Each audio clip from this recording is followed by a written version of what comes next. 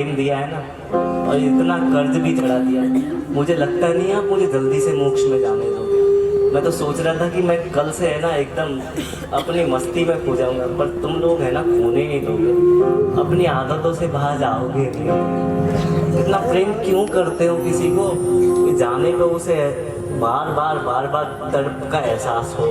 मुझे राग किसी से नहीं है भाई, मैं उसको छोड़ रहा हूँ, उसको छोड़ रहा हूँ, उसको छोड़ रहा हूँ, मुझे किसी से कोई राग नहीं है। मेरे दोस्त ही ऐसे, सुदामा जैसे, मेरा माता पिता ऐसे।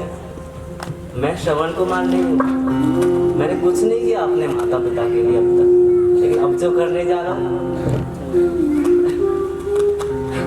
क्या कहूँगा, शब्द बिठा ही नहीं सकता। क्यों जा रहा हूँ पता है क्यों जा रहा हूँ? मैंने दुनिया देखी है पूरी, मुझे कोई श्रवण कुमार यहाँ पे दिखाई नहीं देता। जो सामने खड़ा है ना वो भी नहीं है। इतनी जबान चलाता था मैं अपने परिवार वालों से, मैं भी श्रवण कुमार नहीं हूँ। लेकिन पता है मैं क्यों जा रहा हूँ? क्योंकि मैंने गौतम वहाँ पे हर घर में देखे हैं। हर एक शिष्य गौतम है वहाँ की, और हर एक गुरु महावीर है। ये संसार ऐसा ही है, यहाँ के जंजाल में रहूँगा तो ऐसा ही बन जाऊँगा। अब जैसे वातावरण में रहोगे वैसे ही हो जाएगा। लोग सारे नज़ारे देखते ही रह गए, पंछी उड़ ही चला डाल को छोड़कर, पिंजरे को तोड़कर। कल इस पिंजरे में से मुक्त गगन में अपनी उड़ान भर जाएगी, और इतने पंख फैला के उड़ूंगा मैं, मस्ती में उड़ूंगा। ना कोई बंधन, ना कोई नाता, ना कोई दोस्त, ना कोई यार, ना कोई परिवार, बस एकांत। अरिहंत कभी सुना है? अरिहंत संत बनने जा रहे। अंतिम लाइन कह के बोल हो रहे हो क्या? हाँ? सुनना है? देख लो, बोल हो रहे हो आप? पूरी रात चलने दो, और मेरे को जगना है भैया।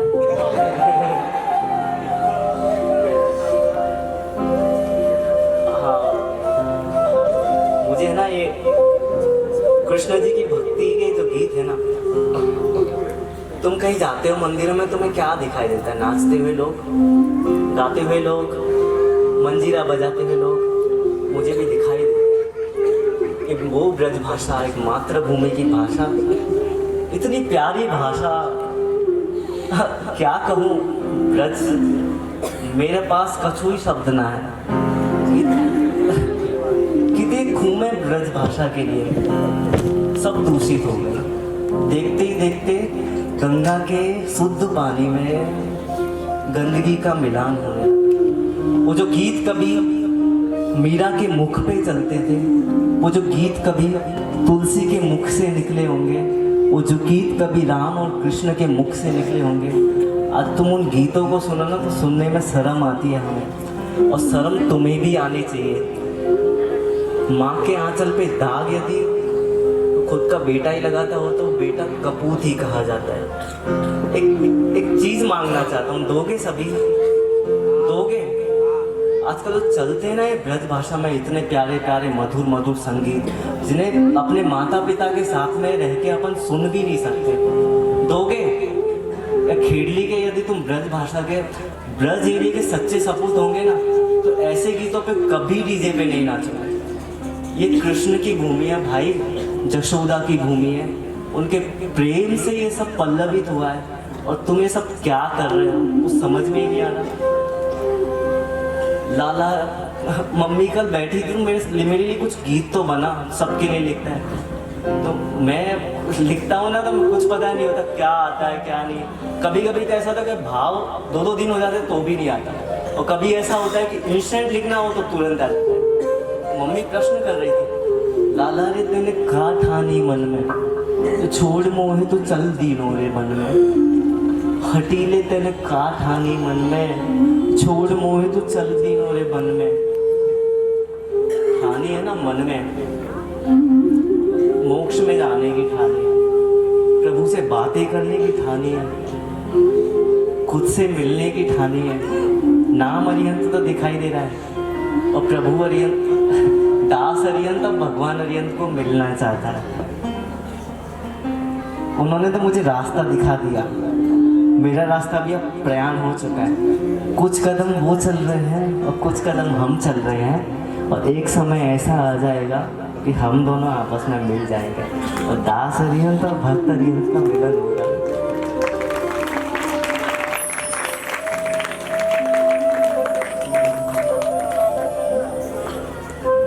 क्या गलियां थी ये खेड़ली की।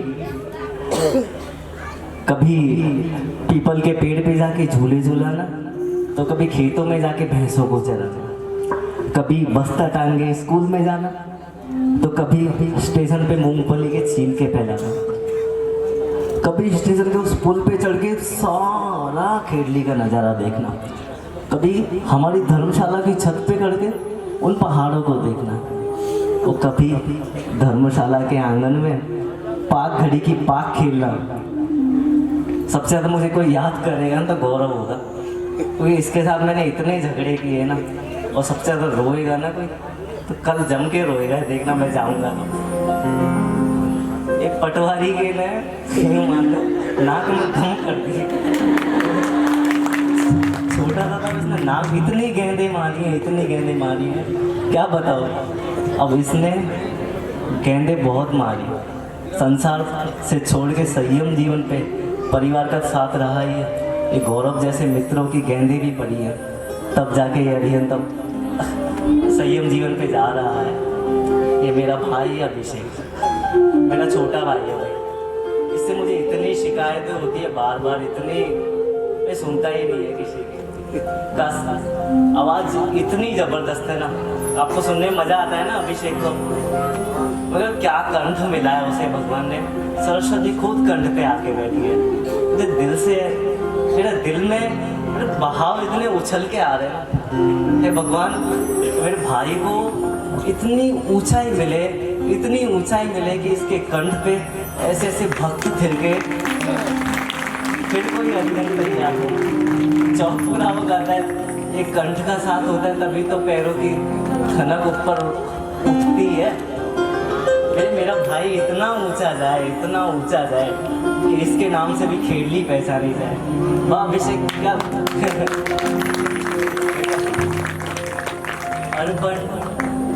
और जो भी मेरे भाई, कैसे लाऊं मैं, कैसे चुकाऊंगा तुम सबका उपकार, कैसे तुम्हारा कर्जा चुकाऊंगा मैं। मेरी आदत है सब लोगों को हंसाने की, और मैं रुला के जा रहा हूँ। पर इन आंसुओं को है ना थोड़ा संभाल के रखो, क्योंकि यदि 10-15 साल बाद तुम दूसरे अरिहंत, पता नहीं कल तो क्या नाम होगा, बताया भी नहीं है शायद से। कल तुम दूसरे व्यक्ति को देखोगे ना कि 10-15 साल बाद फिर तुम्हारे पास खुशी में बहाने के लिए आंसू नहीं बचेंगे, तो इन्हें भी संभाल के रखो।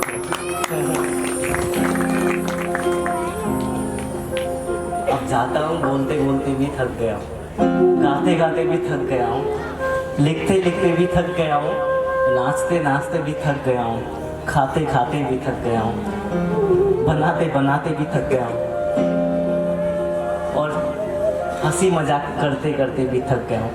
हंसी मजाक करके मैं तुम्हारे चेहरे पर हंसी ला सकता हूँ, तुम्हारे दिल को आनंद नहीं दे सकता। कल देखना तुम्हारा दिल कितना आनंदित होगा। जो मेरी 25 साल की मेहनत जब प्रभु चरणों में चढ़ेगी ना, मेरा दिल तो नाचेगा ही, तुम्हारा दिल भी इतना नाचेगा, इतना नाचेगा, क्या कहूँ तुम्हें। इस सब कुछ छोड़ के अब मैं जा रहा। अब मैं दूध पीता बच्चा नहीं हूँ। सब प्रश्न करते ना तू बहकावे में आ गया क्या। दूध पीता बच्चा नहीं हूँ मैं। अब उस दूध में केसर कैसे डालना है, उसमें चीनी कैसे डालनी है, उसकी खीर कैसे बनानी है, इवन 25 से 30 आइटम उस दूध की बनाना आता है मुझे। दूध पीता बच्चा अब बड़ा हो गया, पता है मैं बहुत समझदार हो गया, अपने आप को समझने लग गया हूँ। नादानियाँ छोड़ के अब मैं मेरे प्रभु के चरणों में रहना चाहता हूँ।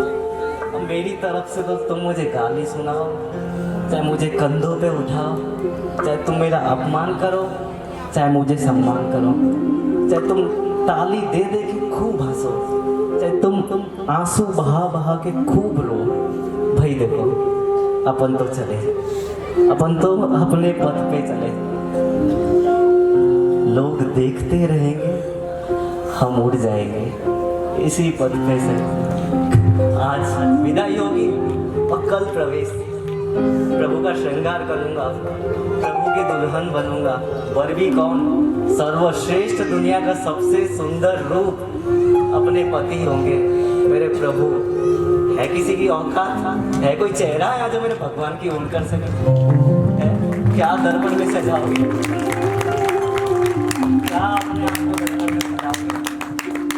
कितने लिपस्टिक क्रीम लगाओगे? मेरे मुनि शुक्ल दादा को जाके तो देखो, कोई पागल इंसान ही होगा जो ऐसा चेहरा देख के प्रेम ना करना चाहता हो। मीरा से दो फेवरेट कैरेक्टर रहे जीवन में बहुत, एक मीरा, दूसरी राजू। ये दोनों है ना चली गई, लेकिन रोजाना बातें करने कभी न कभी आ ही जाती है। एक ने तुम सब नेमिनाथ भगवान की भक्ति करते हो, बहुत करते हो। मैं ना बहुत शिकायतें भी करता हूँ उनसे। वो तो धोखा दे के चले गए थे राजुल को। राजुल के पास तो बहुत सारे विकल्प थे। एक राजकुमारी तो छोड़ के गया है, दूसरे हजारों लाइन में लग जाएंगे। उसने तो भगवान के लिए सब कुछ छोड़ दिया। राजुल ने क्यों छोड़ा? आप सोचो, आज गिरनार में चढ़ते हो ना, तुम्हें सीढ़ियाँ दिखाई देती हैं, आप तो चढ़ जाते हो आसानी से। उसके पाँव कितने कोमल होंगे, राजुल के पाँव कितने कोमल होंगे। वो दौड़ती दौड़ती दौड़ती ने ने ने ने पाँव में कांटे चुभ रहे, उसे कोई परवाह नहीं थी। उसे ना कोई पीछे का साम्राज्य दिखाई दे रहा था, उसे बस नेम नाम दिखाई दे रहे थे। मैं राजुल जैसा बनना चाहता, मेरे अंदर भी एक राजुल समा है। मुझे भी रास्ते में कितने कांटे आए। मुझे नहीं चाहिए कि मेरा जो पथ है निष्कंटक बने। मुझे कांटों की कोई परवाह नहीं, खूब चुभो तुम आके, पर मैं चाहता हूँ कि मेरा जीवन जो है ना वो निष्कलंक बने। मेरे जीवन में किसी भी प्रकार की कोई कालीमा नहीं हो। तुम लोगों ने मुझे हर पथ पे बहुत समझाया है। मैं तो जा रहा हूँ, मुझे खुद को पता नहीं होगा कि मैं क्या कर रहा हूँ। मेरी माँ ने छोड़ दिया, अब तुम लोगों के आंचल में छोड़ा है। मेरे अंदर कोई भी कमी दिखाई दे तो मुझे आके टोकना जरूर, क्योंकि मैं वही गलती यदि इस जन्म में भी दोहराऊंगा तो दुनिया भर की विदाई कितने जन्मों में करनी पड़ेगी मुझे। तो मुझे टोकना। देख मारस है बोलना, अरियन तो मत बोलना। साहिब जी, ये आपने आज गलती की, ये अब दोबारा नहीं होनी चाहिए। मैं तब अपने आप पे फक्र महसूस करूँगा कि अब भी मुझे समझाने वाले लोग हैं। मेरा किसी से कोई नाता टूटा नहीं है। तुम्हें पता है, सब कह रहे हो ना हमें छोड़ के जा रहा है, मैं अपनों को ही छोड़ के जा रहा हूँ। मैं तुम सब अपनों को छोड़ के जा रहा हूँ। पता है क्यों? तुम्हें अपना बनाने के लिए।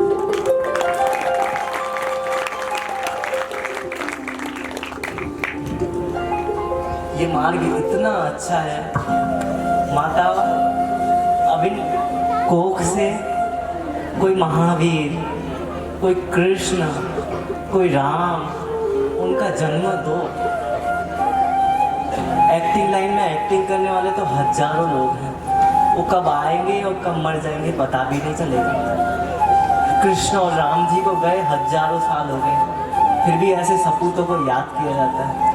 काश इस धर्म की जो विजय पताका है ना पूरे विश्व में तभी लहराएगी जब इन माताओं के गर्भ से फिर से कोई महावीर जन्म लेगा। हर माता एक महावीर को जन्म देगी तो देखना ये जो धर्म है 14 राजलोक को पार करके ऊपर सिद्ध शिला तक उसकी विजय पताका लेगा। यही विनती करता हूँ। ये मार्ग इतना अच्छा है, इन 3 साल में इतने अनुभव हुए हैं, इतने अनुभव। संसार छोड़ने की एक आप कह रहे थे ना, मैं भी लाइन में बालू हूँ। मेरा जीवन तो एक मिट्टी की टुकड़ी की तरह है और मैं जो पा रहा हूँ वो सोने का पहाड़ है। मिट्टी के टुकड़े के बदले में कोई किसी को सोने का पहाड़ मिलता हो। अब बनियागिरी भी तो तुमने ही सिखाई है मुझको। मैंने तो सौदा कर लिया, मिट्टी का टुकड़ा रख दिया और सोने का पहाड़ झड़प लिया। कोई भी किसी की दीक्षा की भावना हो, विनती करना चाहूंगा, कभी किसी को रोकना मत।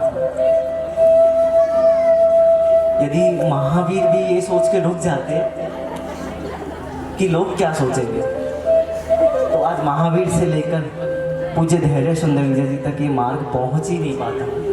ये मार्ग इतना अच्छा है, इतना अच्छा है, इतना अच्छा है, क्या कहूँ, कितना इतना आनंद है यहाँ पे। कभी अपने बच्चों को रोकना मत, पिंजरे की कैद में मत रहने देना। अंतिम लाइन कह के तुम्हारे बिस्तर भी अब तुम्हारा इंतजार कर रहे हैं। हमारे साधु साध्वी जी भगवंत, उनके लिए कुछ कहना चाहूँगा। मैंने भारत का नक्शा देखा पूरा, मैंने उसमें राजस्थान भी देखा, मैंने उसमें जयपुर अलवर सब कुछ देखा, मैंने उसमें देखा खेड़ी भी है। भारत के नक्शे पे तो अपना नाम है, और धर्म के नक्शे पे हमारा नाम क्यों नहीं है? आखिर इस क्षेत्र में ऐसी कमी क्या है जो साधु साध्वी जी भगवान यहाँ पे नहीं आना चाहते? बहुत ईर्ष्या होती है, मीठी ईर्ष्या भी कह सकते हैं, जलन भी होती है। जब एक जगह 70-70, 80-80 महात्माओं को चातुर्मास करते हुए देखते हैं तो बहुत वेदना होती है हमें दिल में। यहाँ एक महात्मा, ये पल्ली वाला मेहुल भाई, अभी हमारे आचार्य भगवान यहाँ से विहार करके गए।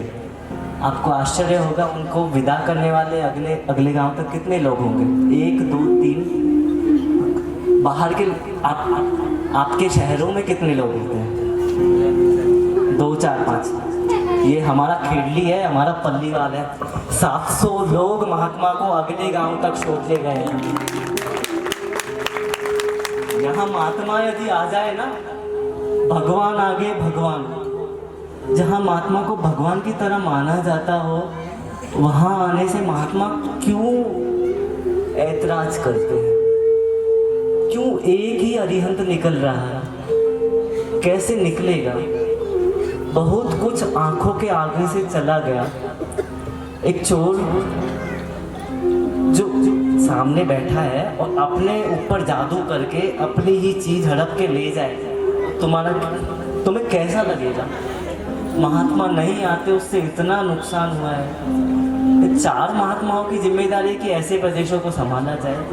मैंने तो सुना है 20-20 हजार महात्मा है अपने यहाँ, पर मैंने तो देखा ही है कि अपने यहाँ 4 ही महात्मा लगते हैं जिनको ऐसे प्रदेशों की चिंता है। हम लोग सरधना में गए थे, हरिद्वार गंगा के किनारे पे, क्या मस्त गांव बसा हुआ। ये लहराती गंगा और उसके आगे लहराते गन्ने के खेत और उसके बीच में बसा हुआ एक गांव। आश्चर्य करेंगे, 3-3 मंदिर हैं वहाँ पे, 100-100 घर हैं, लेकिन चातुर्मास करने वाला साधु साध्वी के कोई नहीं। कुछ पल के लिए आते हैं और निकल जाते हैं। मैंने वहाँ पे बोला था, मेहुल भाई, हम लोग सभ्यता दीक्षा थी मुंबई में, इकट्ठे हुए थे, तो वहाँ पे कुछ 2 शब्द इस नाचीज को बोलने का भी मौका मिला। तो हमने अपना परिचय कुछ इस तरह से दिया कि भाई हम ऐसे क्षेत्र से बिलोंग करते हैं जिसे पल्लीवाल भूमि कहा जाता है। हमारे यहाँ मंदिर भी है, एक बहुत बड़ी धर्मशाला भी और उपाश्रय भी। हम पूजा करने भी जाते हैं, भक्ति भी करते हैं। हमारे पास सानो शौकत पैसा सब कुछ है, पर महात्मा नहीं है। साल के 365 दिन में केवल 2 ही दिन ऐसे हैं जब महात्मा के दर्शन होते होंगे। वो भी कैसे? सम्मेद शिखर की ओर जाते हुए कोई महात्मा होंगे तो रास्ते में से गुजर जाते इस तरह से। बाकी के दिनों में बेचारा उपाश्रय सोना ही रहता है। कुछ पल के लिए कोई बहनें कभी 1 महीने में मंगल गीत गाने आ गई तो आ गई।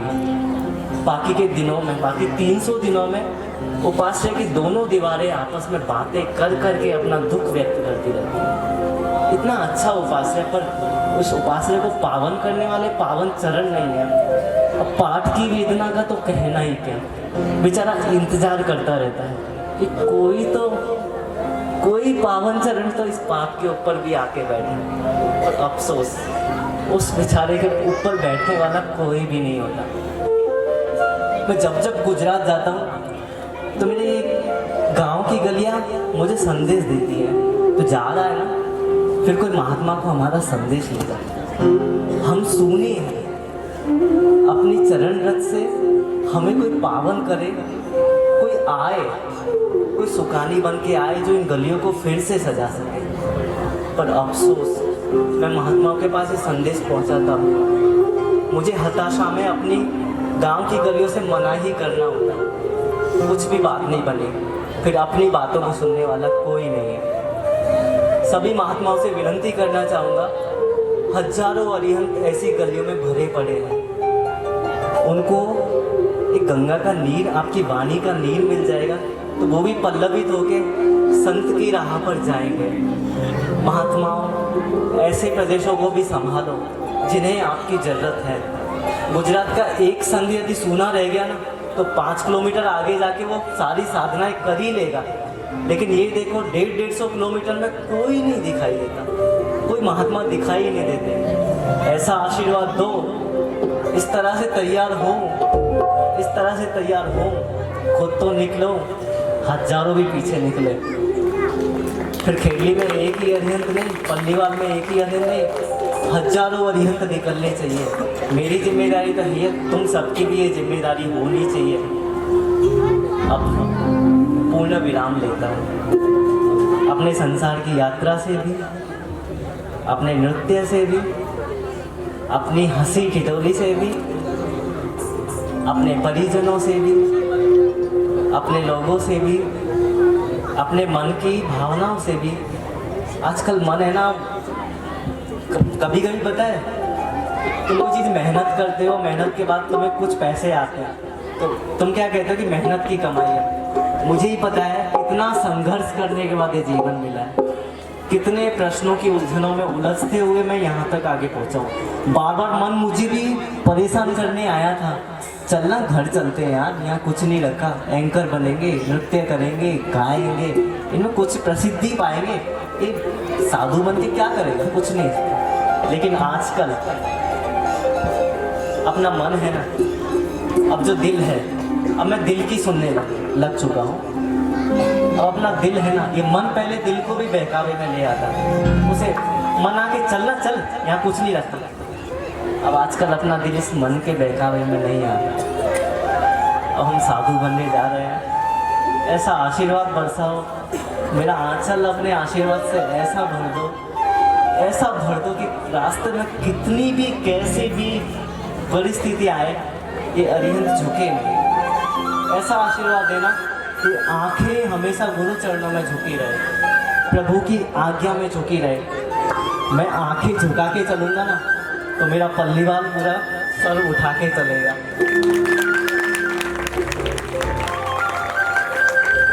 चलते हैं, अलविदा दोस्तों।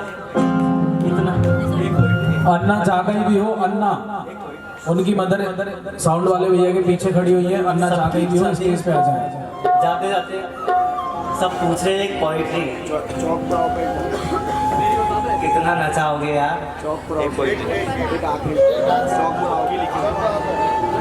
एक अपनी हालत देख के कुछ लिखा था। ये जो कर्म नाम का मदारी है ना, अपने को इतना नचाता है, इतना नचाता है, इतना नचाता है, हम इशारे पे ता था धैया करते ही रहते हैं। तो उस कर्म नाम के मदारी के कैसे कैसे खेल चलते हैं, उसके लिए कुछ लिखा था। सबकी इच्छा है इसलिए सुना के जा रहा हूँ। कल से मेरे पास कोई मत आना कि हमको नई कविता सुना दो, नई गीत सुना दो, मेरे पास इतना टाइम नहीं रहेगा, मैं पहले ही बोल रहा हूँ।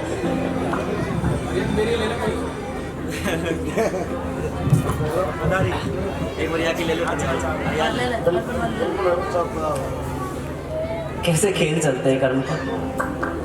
हो हेलो हेलो, मेरे से सुर बोल तो इतना आता नहीं भैया, बिठा लेना जैसा भी है।